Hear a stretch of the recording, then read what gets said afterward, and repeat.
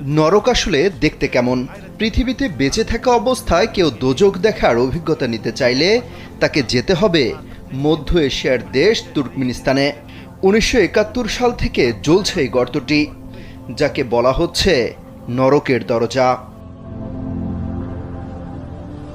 এই নরক দেখতে মানুষ হুমড়ি খেয়ে পড়ছে। শুরুতে খুব বেশি পর্যটকের চাপ না থাকলেও এখন অনেকেই সেখানে অবকাশ যাপনে ছুটছেন। জানা যায় নরকের দরজা খ্যাত অগ্নিগর্ভটি প্রায় ২৩০ ফুট চওড়া এবং ১০০ ফুট গভীর, যেখানে কেউ পড়লে বেঁচে ফেরা মুশকিল, বরং নিমিষেই ছাই হয়ে যেতে পারে।